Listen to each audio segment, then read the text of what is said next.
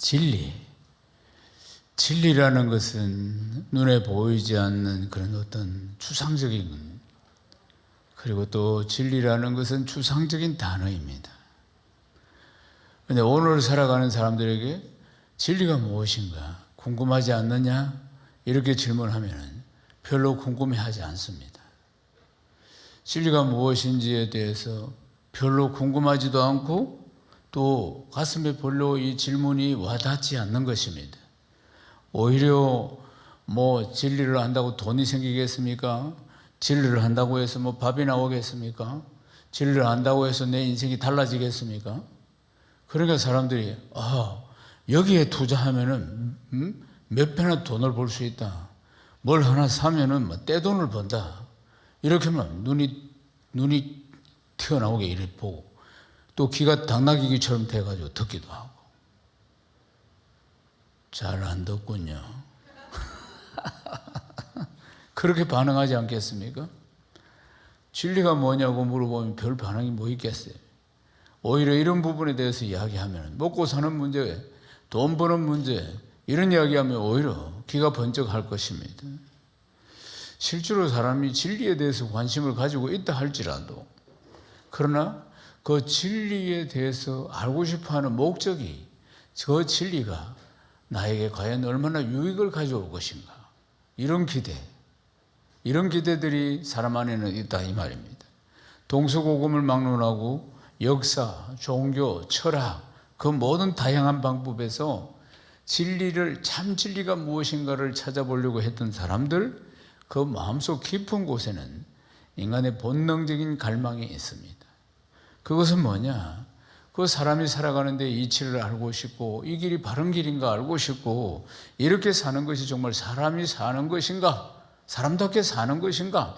그래 알고 싶은 그 욕망 배후에는 그러나 그 진리를 찾았을 때 자기에게 찾아올 유익들 또는 이권들 이런 것들을 갈망하는 것이 사람의 본성이라는 것입니다.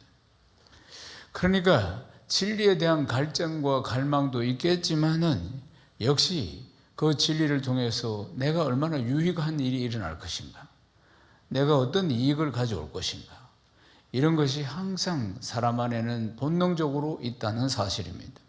사랑하는 여러분, 인간은 자기 인생이 자기가 주인이기 때문에 늘 그렇게 생각해오고 자기 중심으로 생각하고 본능적인 욕구가 그것을 추구하도록 만든다는 것입니다. 사랑하는 여러분, 이기적이고 우리 안에는 여전히 죄악의 본성이 있고 그리고 실제로 우리 속을 보면은 이러한 계산들이 우리 안에 있는데도 불구하고 하나님이 잘 아시면서도, 우리가 그런 사람이라는 것을 잘 아시면서도 하나님께서는 그 수많은 사람들 중에서 우리를 지명하여 부르시고 택한 백성이 되게 하시고 오늘 진리가 선포되는 이 복된 자리로 우리를 인도하신 것입니다. 요한복음 15장 16절 말씀 읽어보십시오.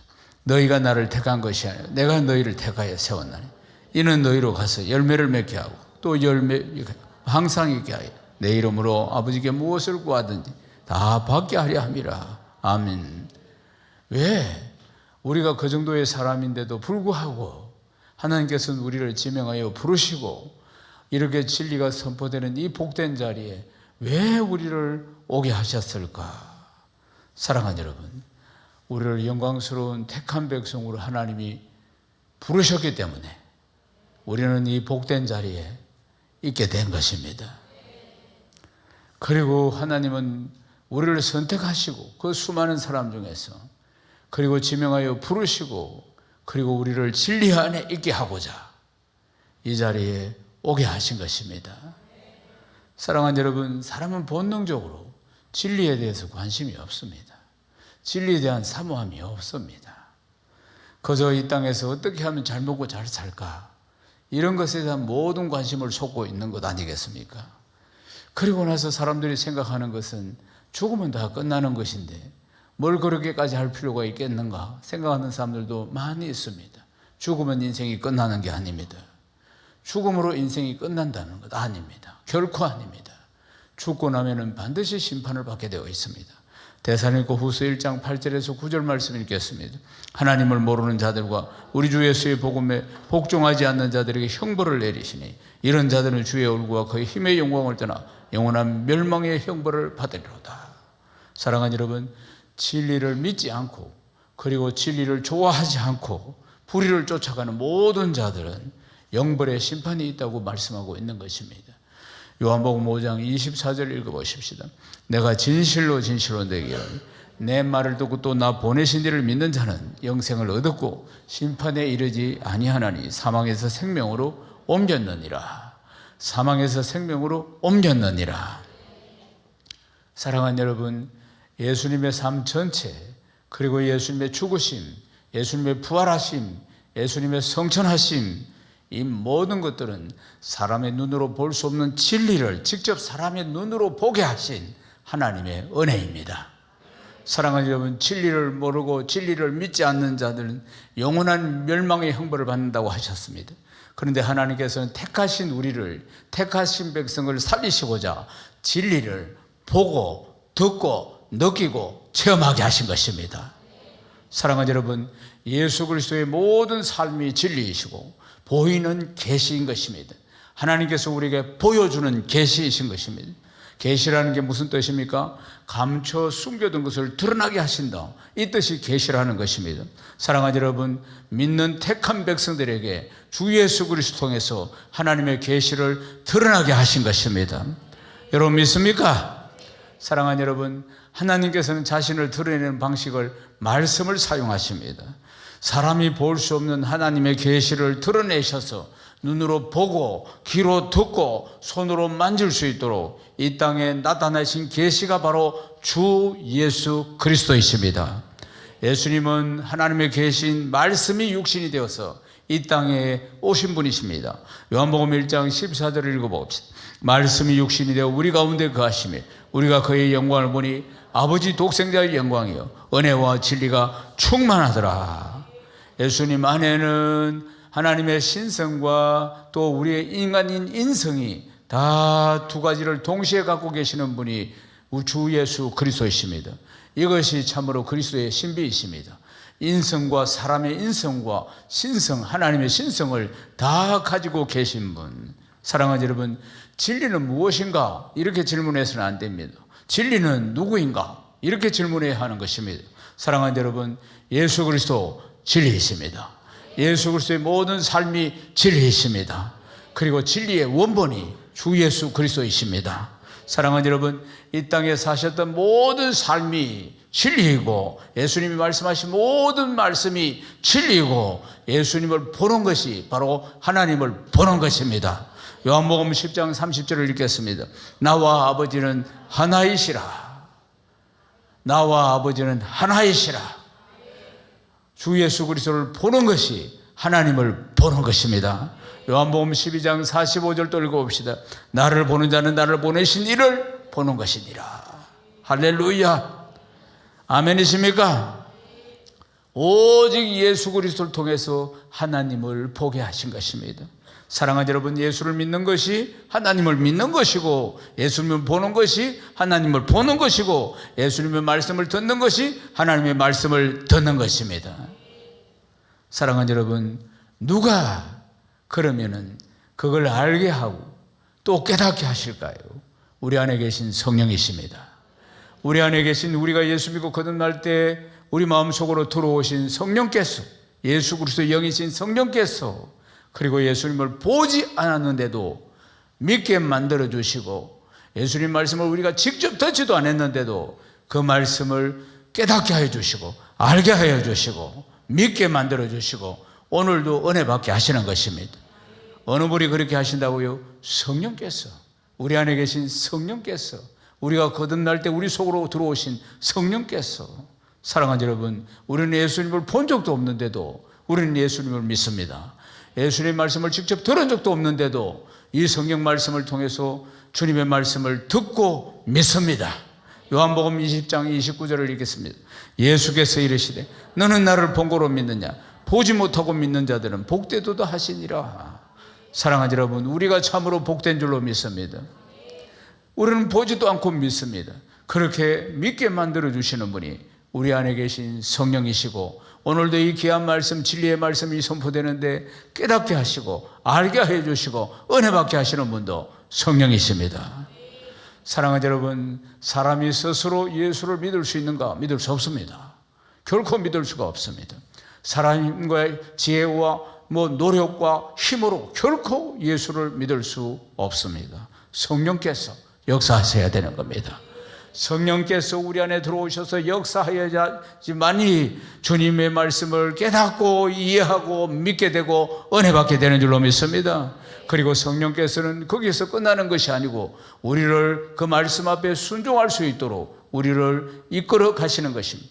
이스라엘 백성들을 그 광야에서 구름 기둥과 불 기둥으로 인도하셨듯이 성령께서는 우리 전 인생을 인도하시는 줄로 믿습니다. 사랑하는 여러분, 우리가 성령이 없이는, 우리가 성령으로 충만하지 않고는 참 행복도 참 기쁨도 알 수도 없고 깨달을 수도 없고 누릴 수도 없다는 것입니다. 최고의 진리, 최고의 가치 있는 인생이 되게 하고자 진리의 성령께서 우리 안에 오신 것입니다. 믿습니까? 마태복음 13장 9절 말씀을 읽겠습니다. 귀 있는 자는 들으라 하시니라. 귀 있는 자는 들으라고 말씀하셨어요. 그러니까 말씀을 잘 듣지 않는 청중들을 향해서 귀 있는 자를 들으라, 귀를 기울여서 들으라, 이런 뜻으로 말씀하신 것이 아닙니다.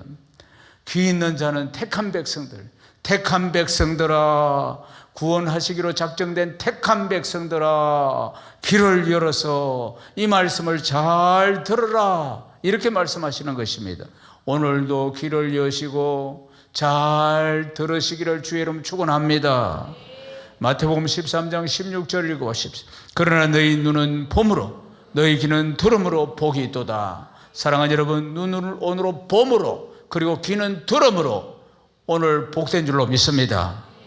들음으로, 믿음은 들음에서 생기며 들음으로 복이 임하는 것 아니겠습니까? 이 진리의 말씀, 선포되는 말씀을 보고 들음으로 오늘 이 부활주일에 이 주시는 복이 차고 넘치는 줄로 믿습니다. 하나님 택한 백성들, 정말 사랑하시는 아들의 음성을 들을 때 어떤 역사가 일어날까? 듣는 자는, 말씀을 듣는 자는, 이 진리의 말씀을 듣는 자는 살아나는 역사가 일어나는 것입니다. 요한복음 5장 25절을 읽겠습니다. 진실로 진실로 너희에게 이르노니 죽은 자들이 하나님의 아들의 음성을 들을 때가 오나니 곧 이때라 듣는 자는 살아나리라. 듣는 자는 살아나리라. 오늘 주의 말씀을 듣고 있으므로, 진리의 말씀을 듣고 있으므로 오늘 우리의 영혼이 살아납니다. 우리의 상한 마음도 살아납니다. 우리의 삶이 살아납니다. 하는 사업도 살아납니다. 직장생활도 살아납니다. 학업도 살아납니다. 부활의 영광으로 충만하시기를 주의 이름으로 축원합니다. 듣는 자는 살아나리라. 사랑하는 여러분, 오늘 주께서 우리를 살리시고자 이 자리에 부르신 것을 믿으시길 주의 이름 축원합니다. 복 주시고자 우리를 이 자리에 부르셨다는 것을 믿으시기를 주의 이름 축원합니다. 진실로 진실로 너희에게 이르노니 죽은 자들이 하나님의 아들 음성을 들을 때가 오나니 곧 이때라. 듣는 자는 살아나리라. 듣는 자는 살아나리라. 주님이 12명의 제자를 부르시고 그들을 데리고 이제 3년 동안 사역을 하실 때 병든 자를 고치고, 그리고 또 귀신 들린 자도 고쳐주시고, 그리고 또 하늘에서 불이 떨어질 정도의 강력한 능력으로 표적과 기사를 보여주셨습니다. 그리고 때로는 캄캄한 밤에 비바람이 몰아치는 바다 위에 주님이 서 계시기도 하시고 바다 위를 걸으시고, 사랑하는 여러분, 그리고 또 맹인의 눈도 뜨게 해주시고, 심지어는 죽은 아이도 살리시고, 그리고 아이의 도시락, 보리떡 5개, 물고기 2마리가 들어있는 자그마한 아이의 도시락으로 2만 명을 먹이시고 12광주가 남는 그런 표적과 기사를 행하셨습니다. 사랑하는 여러분, 예수님의 제자들은 예수님 가장 가까운 곳에서 이 역사를 보면서 이게 꿈이냐 생시냐 그렇게 생각했을 것입니다. 갈릴리를 주변으로 살았던 가난한 사람들이었습니다. 예수님의 제자들은, 그러니까 그 당시에 배우고 기득권자들, 바리새인과 서기관들, 이 상류층 사이에 살고 있는 이런 사람들 한 사람도 없었습니다. 거의 대다수가 어부였습니다. 가난한 사람들이었습니다. 그들의 눈에는 주님은 정말 상상을 초월하시는 분이었어요. 참으로 놀라운 분이었어요. 그렇지만 한편으로는 유대 종교 지도자들은 주님을 배척합니다. 그런 표적과 기사들의 그것도 의심합니다. 주님이 전하는 말씀도 의심합니다. 그리고 어떻게 하든지 사람들이 구름대처럼 추종하며 몰려다니는 이 예수님을 제거하려고 합니다. 그래서 율법의 문제를 가지고 그걸 가지고 긁어 넘어집니다. 안식일 날 이래도 되느냐 이런 걸 가지고 주님을 계속 긁어 넘어집니다. 반면에 예수님은 제자들에게는 이해가 잘 되도록 또 설명하시고 또 설명하시는 모습을 볼 수 있습니다. 누가복음 8장 10절 말씀을 읽겠습니다. 이르시되 하나님 나라의 비밀을 아는 것이 너희에게는 허락되었으나 다른 사람에게 비유로 하나니 이는 그들로 보아도 보지 못하고 들어도 깨닫지 못하게 하려 함이라. 아멘. 그들에게는 알지 못하도록 하고 제자들에게는 열심히 이렇게 여러 가지로 이해가 되도록 설명하시는 모습을 볼 수가 있습니다. 그런데 그렇게 강한 표적과 기사를 보여주시고 그리고 죽은 나사로도 살리시고 그러시던 분이 어느 시점에 와서는 완전히 태도를 싹 바꾸시는 모습을 볼 수 있습니다.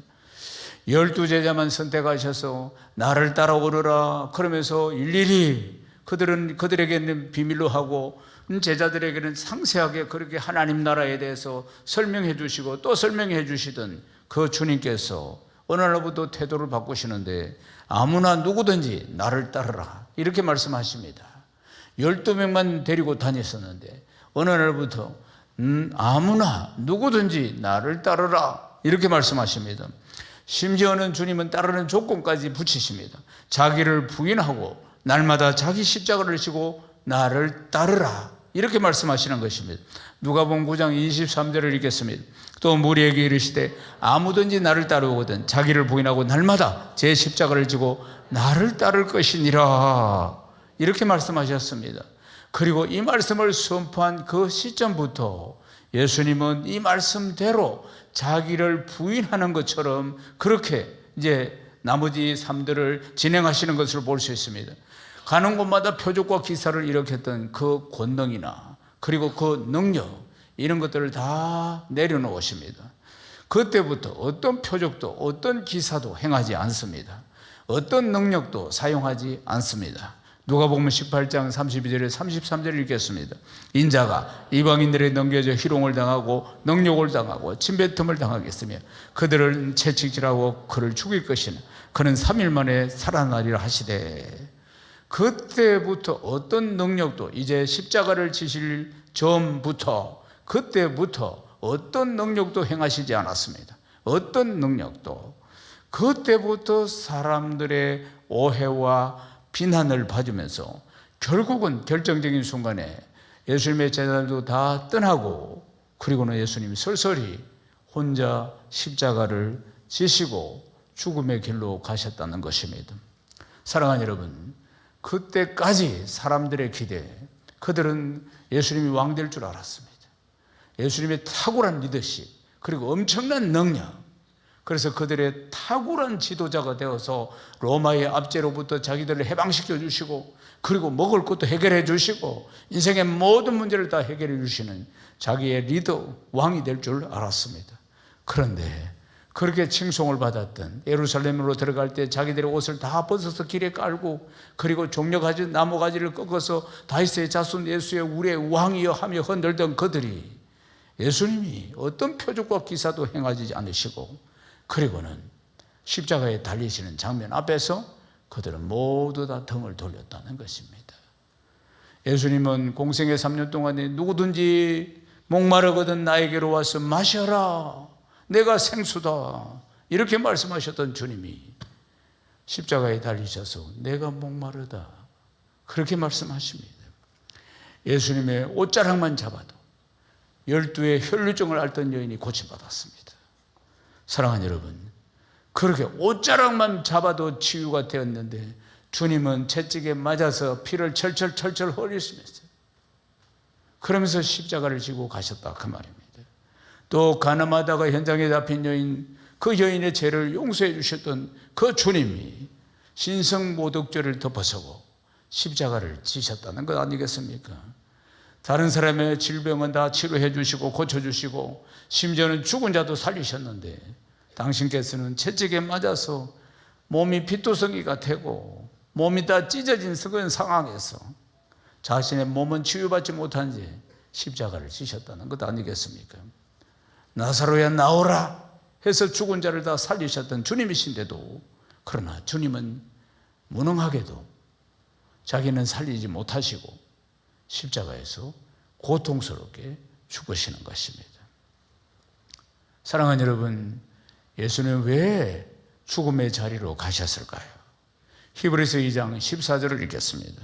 자녀들은 혈과 육에 속하였으며 그도 또한 같은 모양으로 혈과 육을 함께 지니심은 죽음을 통하여 죽음의 세력을 잡은 자 곧 마귀를 멸하시며. 사랑하는 여러분, 왜 예수님은 죽음의 자리로 가셨을까요? 천군 천사를 통원해서 로마의 병정들을 다 압제하고 다스리시면 되는데 불구하고 왜 죽음의 자리로 가셨을까요? 말씀 한마디만 하면 역사가 일어날 텐데 왜 죽음의 자리로 가셨을까요? 죽음의 세력을 잡은 자 곧 마귀를 멸하시기 위해서 죽음의 자리로 들어가신 것입니다. 아멘이십니까? 사랑하는 여러분, 사람이 가장 두려워하는 게 뭘까요? 죽음입니다. 무의식 속에서 언제나 죽음을 두려워합니다. 본능적으로 죽음을 두려워합니다. 사람이 그렇게 많은 것들을 소유하려고 애쓰고 힘쓰는 이유는 그러니까 안 죽으려고 하는 것입니다. 돈이 다 떨어졌다, 물질이 다 떨어졌다 이러면 죽을 것 같다고 이야기하지. 죽을 것 같아, 죽을 것 같아. 없으면 죽을 것 같다 이 말입니다. 명예를 좋아하는 사람 명예가 떨어지면 죽을 것 같아. 권력을 좋아하는 사람 권력이 떨어지면 죽을 것 같아. 사랑하는 여러분, 돈이 없으면 돈 없어서 죽을 것 같고 권력이 사라지면 죽을 것 같고 인생은 그래서 죽음을 두려워하는 것입니다. 그래서 돈도 명예도 권력도 이런 것들을 자꾸 가지려고 하는 이유는 살고 싶어서 죽음을 이기고 어쩌면 영원히 살고 싶을 거예요. 영원히 이 땅에서. 그런데 그런 것들이 없으면 당장 죽을 것 같으니까, 그러니까 그걸 그렇게 애쓰고 힘써서 가지려고 하는 이유가 다 죽음에 대한 두려움 때문에 일어나는 것입니다. 사랑하는 여러분, 그것을 성경은 죽음의 종도로 타는 것이라고 말씀합니다. 히브리서 2장 15절을 읽겠습니다. 또 죽기를 무수함으로 한평생 매여 종도로 타는 모든 자들을 놓아주려 하심이니. 인생은 모두 다 죽음을 두려워합니다. 그래서 남들보다 낮아지거나 어떤 공동체 안에서 소외되거나 그렇게 되면 죽는 줄 알았다면 죽음과 같은 고통들이 찾아온다 그 말입니다. 그래서 사람들은 그렇게 힘을 다해가지고 무슨 방법을 동원해서라도 가지려고 하고 소유하려고 하고 내 존재를 드러내려고 하고 아니면 영원히 살고 싶어 하는 것이 인생의 마음이라는 것 아니겠습니까? 사랑하는 여러분, 지금은 숨을 쉬고 있는지 모르지만은 전부 죽음에 종로 타다가 결국은 가장 두려워하는 죽음의 길로 들어서는 것이 인생이라는 것 아니겠습니까?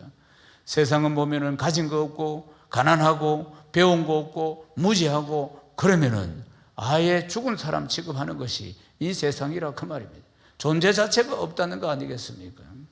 사랑하는 여러분, 그래서 그런 두려움에 빠지지 않으려고 어떻게 하든지 그걸 가지려고 하고 소유하려고 하고 거머쥐려고 하는 것입니다. 그러나 정말 진짜 두려워해야 할 게 뭡니까? 누가복음 12장 5절을 읽겠습니다. 마땅히 두려워할 자를 내가 너희에게 보이리. 곧 죽인 후에 또한 지옥에 던졌는 권세 있는 그를 두려워하라. 내가 참으로 너희에게 이르니 그를 두려워하라.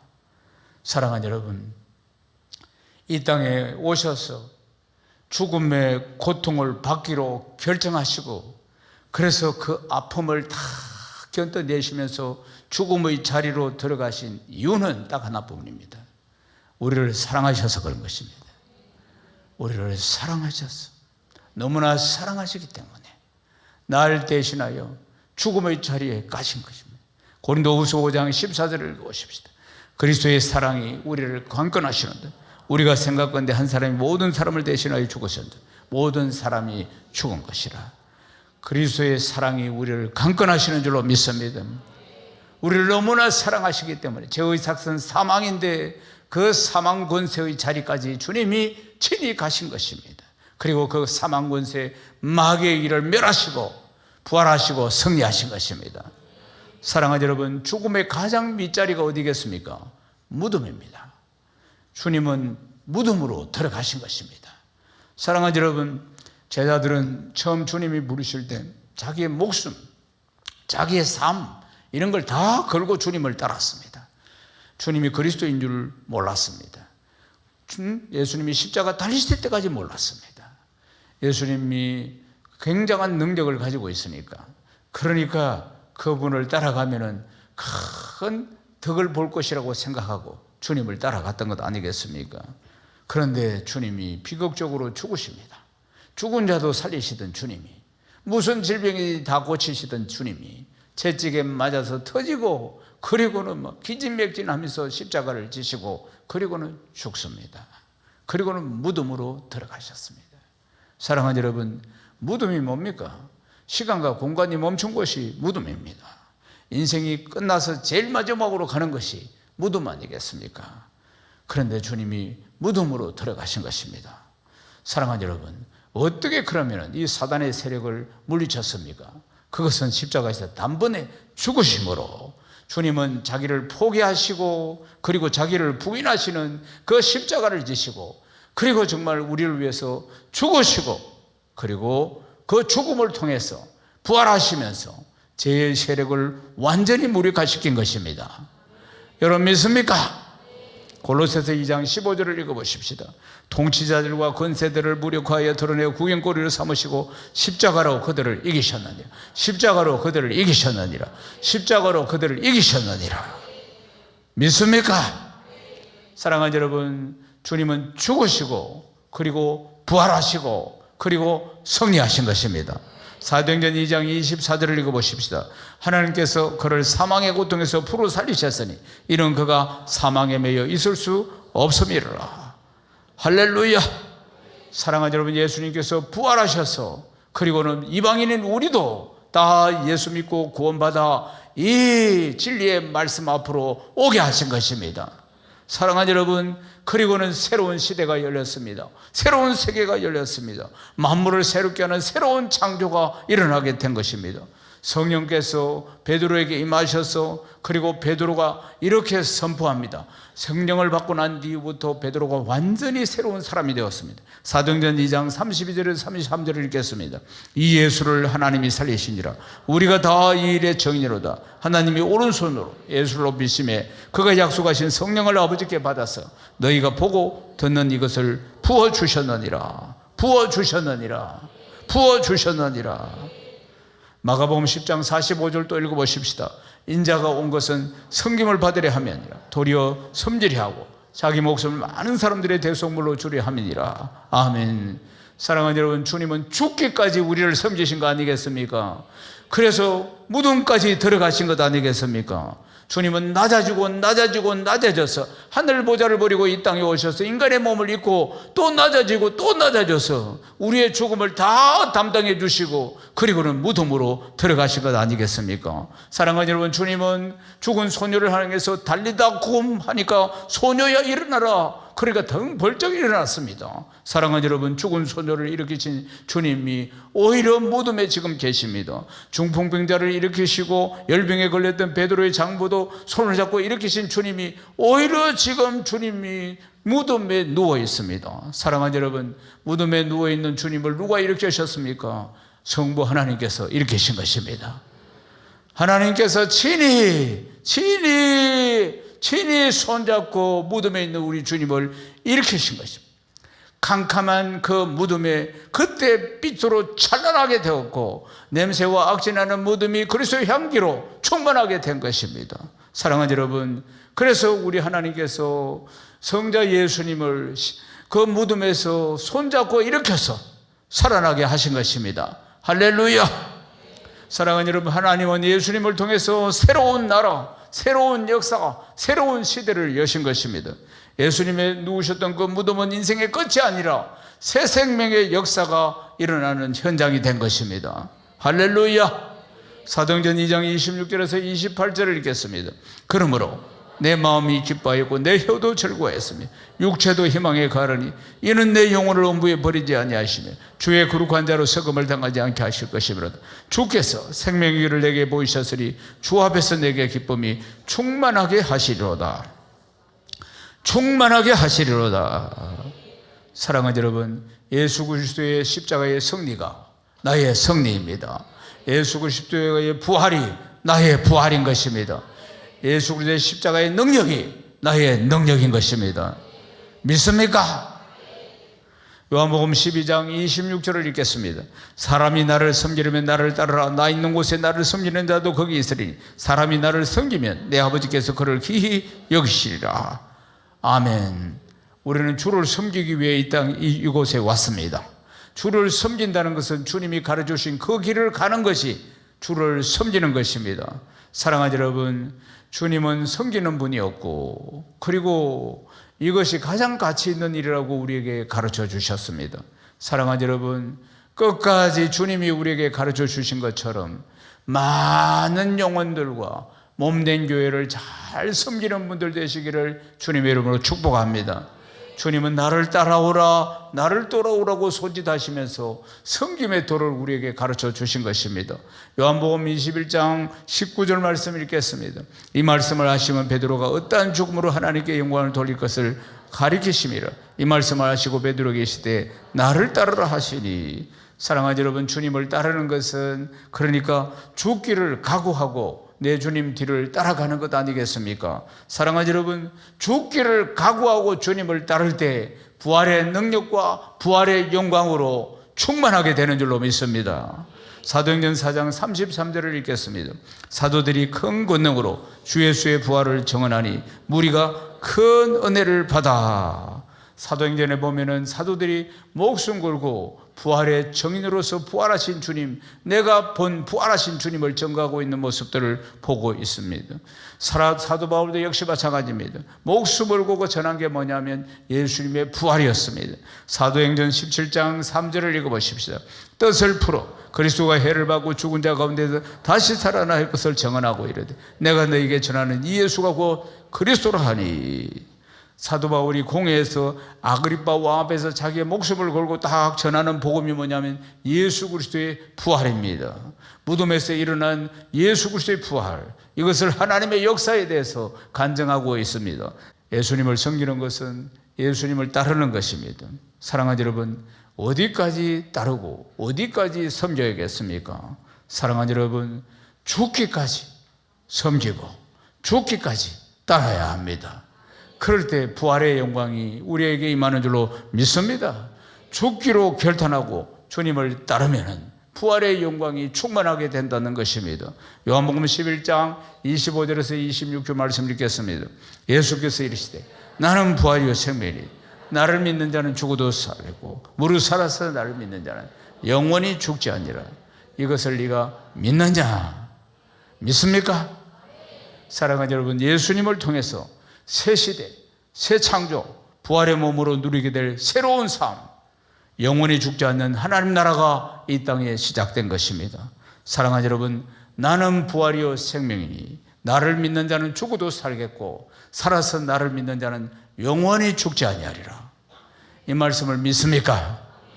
부활의 영광, 부활의 생명으로 충만하시기를 주의 이름 축원합니다. 부활의 복음을 땅끝까지 증거하는 충성된 정인 되시고 이전보다 더 행복한 정인 되시기를 주님의 이름으로 축원합니다. 하나님께 영광입니다.